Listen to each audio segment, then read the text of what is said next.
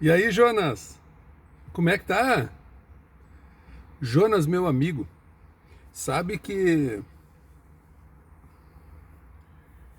ah, eu também poderia me chamar Jonas em várias circunstâncias, mas eu tô falando do Jonas bíblico, né? O Jonas da Bíblia, livro de Jonas. Muita gente conhece a história, a maioria das pessoas conhece a história de Jonas, né? É só começar a falar um pouquinho já lembra. O Jonas é aquele que a baleia comeu ele, né? E ele passou 3 dias dentro da barriga da baleia. E depois de 3 dias que ele foi clamar ao Senhor. Às vezes esperamos a baleia comer, né? Nos engolir. E daí depois e ainda não bastando ser engolido pela baleia, ficamos esperando 3 dias, né? Para clamar a Deus. Bom, o Jonas, ele ouviu o chamado de Deus, né, para pregar para os ninivitas. Os ninivitas eram um povo muito rebelde, bárbaro, um povo sanguinário, um povo totalmente perdido na ira, na prostituição, um povo sem cultura também. E o Jonas foi chamado por Deus para pregar para os ninivitas. Mas como, bom, tô no meu intervalo, né? E tava vendo. Mas como esse povo era tão mau, tão bárbaro, e o Jonas detestava esse povo. O Jonas pensava, mas como podem viver assim? A gente pensa também, né? Certas circunstâncias da vida aí, certas atitudes de pessoas, e não são poucas. A gente pensa, mas como que pode? Como pode uma pessoa ser tão má assim, a ponto de fazer isso? Coisas terríveis acontecem, né? E esse povo vivia dessa forma, terrivelmente. E o Jonas foi chamado por Deus para pregar para os ninivitas. E o Jonas decidiu, eu não vou pregar para os ninivitas, não. Eu vou fugir. E o Jonas decidiu fugir de Deus, né? Como se isso fosse possível. Jonas decidiu fugir de Deus de toda forma, até que ele entrou num navio, se escondeu no porão do navio, e esse navio foi embora para Tarsis. Era uma viagem longa, perigosa. E no meio do caminho houve uma tempestade. Claro que essa tempestade não foi do nada, assim, né? Há um Deus que tem domínio sobre todas as coisas. Houve uma tempestade, o barco ia afundar e tal, e começaram a se desesperar e coisa. E cada um clamava a seu Deus, até que descobriram Jonas escondido no porão e perguntaram para ele quem ele era. Ele disse, eu sou servo de Deus e que estava escondido do Deus dele. E ele disse, eu quero morrer mesmo, mas eu não vou ir pregar para os ninivitas. Quantas vezes a gente é Jonas, né? Diz, mas aquela pessoa, eu não vou, prefiro morrer do que perdoar aquela pessoa, do que me encontrar com aquela pessoa. O Jonas estava com esse sentimento. Eu não vou pregar. E Jonas disse para eles assim, se vocês me jogar no mar aí, se vocês me jogar no mar, essa fúria dessa tempestade vai passar, porque tudo isso é por causa de mim, que estou fugindo do meu Deus, né? Da missão que Deus tinha dado para ele. E o pessoal realmente pegou e jogou o Jonas no mar. E assim que jogou, a tempestade já parou. Jonas caiu no mar, veio o peixe e engoliu o Jonas. Resumindo, né? O Jonas ficou 3 dias no ventre do peixe. Ainda hoje existem peixes que são capazes de engolir um homem, com certeza. E imagina naquela época, né? Então Jonas, dentro do peixe, clamou a Deus e disse, Senhor, agora eu faço, então tá. Então tá, Senhor, agora eu obedeço, agora eu vou obedecer. Agora eu vou obedecer, agora eu vou obedecer. O ventre da baleia pode simbolizar tanta coisa na vida, né? E o clamor de Jonas pode simbolizar tantas promessas, né? Agora, Senhor, agora eu não aguento mais, agora eu vou na igreja, agora eu vou isso, agora eu faço, agora eu perdoo, agora isso, Senhor, agora. Então o peixe cuspiu Jonas, e o Jonas viu que ele não teria como fugir de Deus, e foi pregar para os ninivitas. Jonas ficou no meio da cidade dos ninivitas gritando, né? Gritava, o Senhor me mandou. E o Jonas pregou arrependimento aos ninivitas, assim como é pregado o evangelho hoje em dia. Arrependei-vos, é chegado o reino de Deus. Arrependei-vos, a ira do Senhor está próxima. Né? E hoje se vê a pregação do evangelho, são muitos pregadores, talvez alguns deles são como Jonas, né? Mas o evangelho está sendo pregado.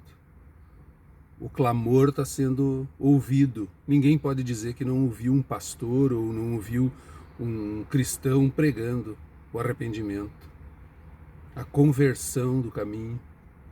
E Jonas passou por Nínive e pregou a toda a gente. E aconteceu exatamente aquilo que Jonas imaginou que aconteceria. O motivo de Jonas ter fugido de Deus é porque Jonas disse: eu sei que tu és Deus bondoso, que tu és Deus que não fica para sempre irado, que o teu coração é grande, que tu és Deus que perdoa, que tu és Deus que apaga os erros e os pecados, e tu és Deus que está sempre disposto a perdoar e é um Deus de paz. Não lembro agora exatamente as palavras de Jonas, mas Jonas não queria ir pregar em Nínive porque ele sabia que Deus ia perdoar aqueles que aceitassem, aqueles que buscassem o arrependimento. E Jonas achava que eles não valiam nada. E exatamente por esse motivo Jonas não queria pregar em Nínive, porque ele sabia que Deus ia perdoar aquelas pessoas, e ele achava aquelas pessoas muito más para ser perdoadas. Muito más. E Jonas clamou na cidade por dias, e a Bíblia, a palavra de Deus diz que aquela gente toda se arrependeu. Toda aquela cidade de Nínive, que não era pequena, eram milhares de pessoas, ouviram o clamor de Jonas, e um falou para o outro, e um falou para o outro, e o poder foi tão grande que a cidade toda se arrependeu do caminho que andava. E Jonas, quando viu a conversão daquele povo, se indignou e saiu da cidade. E diz a palavra que Jonas, saindo da cidade, caminhou no deserto, lugar seco, né? Caminhou e achou um lugar e fez uma cabana e se sentou embaixo para se abrigar. Se sentou embaixo e ficou reclamando.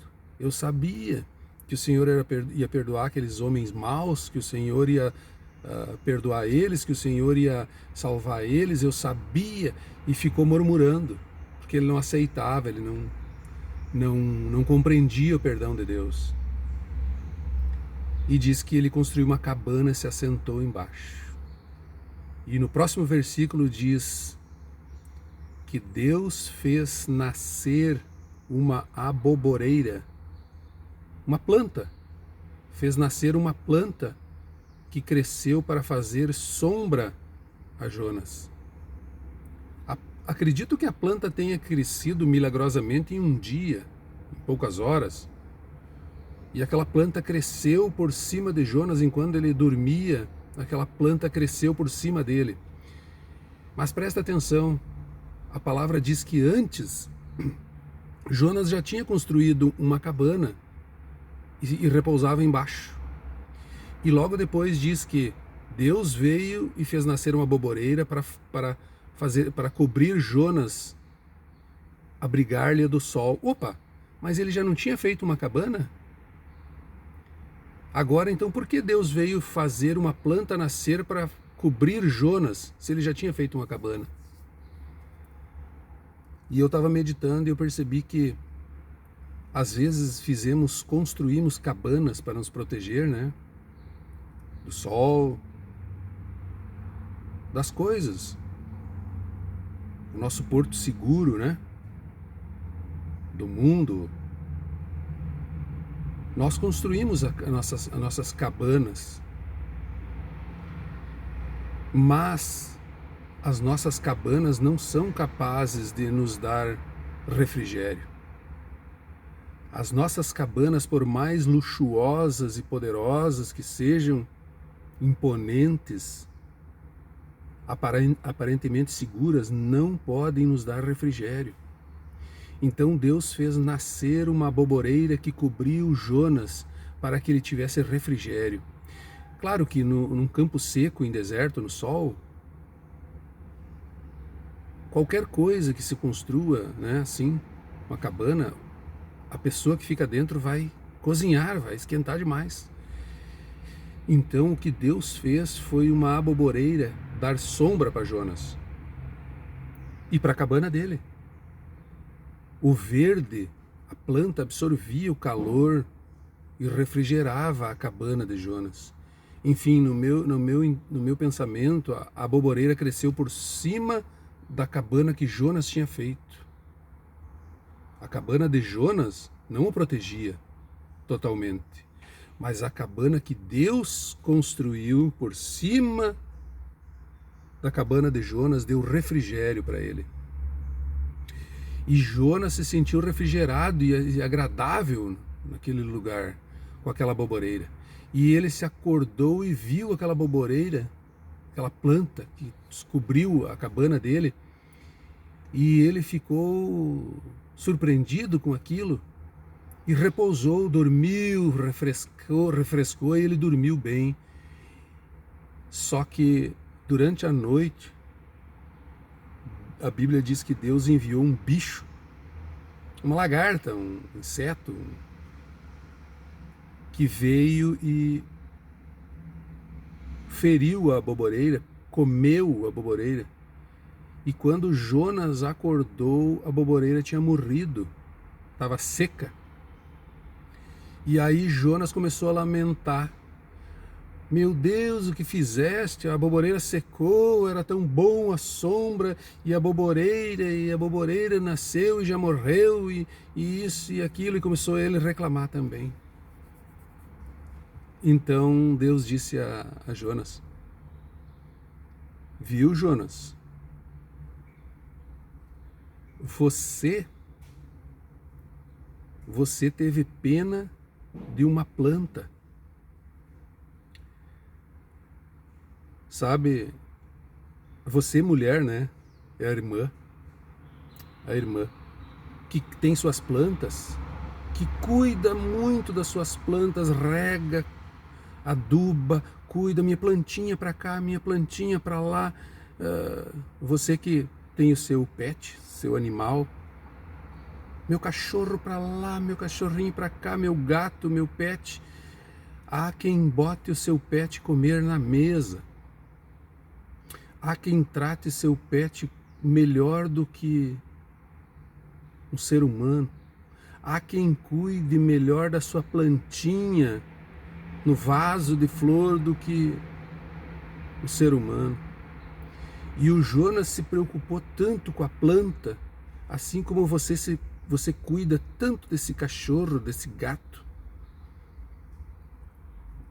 Nos preocupamos com tantas coisas. Tem gente que não come carne de novo para não maltratar os animais. Preocupado com o sofrimento do animal. Jonas se preocupou demais com a boboreira, então Deus disse: viu, Jonas, meu amigo Jonas, Viu, Jonas?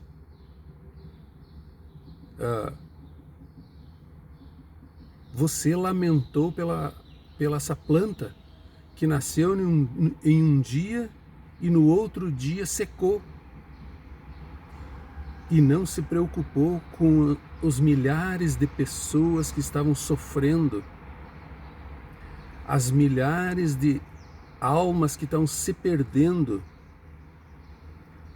Você que tem chamado, que Deus tem chamado para pregar o Evangelho, você que tem ouvido Deus dizer-te, pregue o Evangelho, salve almas, ensine as pessoas o caminho da salvação.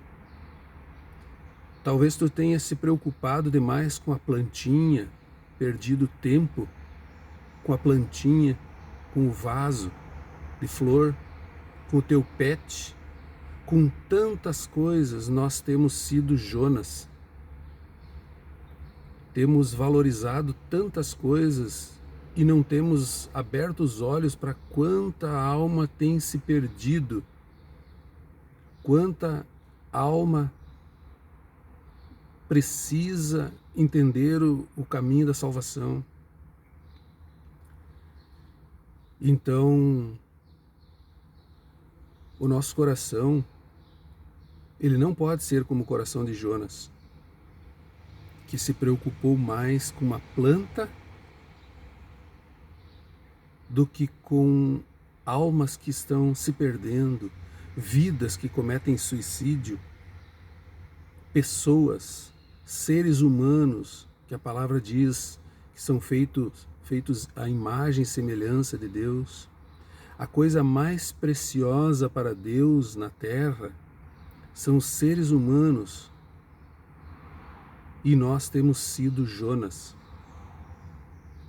Nós temos valorizado tantas outras coisas mais do que a salvação das almas. Então, que o Senhor possa mudar o nosso coração, que o Senhor venha com o seu Espírito Santo e penetre no mais profundo do nosso coração, lá onde nem nós conhecemos. Só o Espírito de Deus que sonda e conhece a raiz das intenções do coração do homem, a raiz das intenções do coração do homem, e que possa trabalhar lá e mudar o nosso ser, que possamos valorizar muito mais uma vida humana do que uma planta, do que um cachorro, do que um pet, ou tantas outras coisas que têm tomado o lugar do teu irmão, tomado o lugar do teu próximo. Em nome de Jesus, ajuda-nos, Senhor.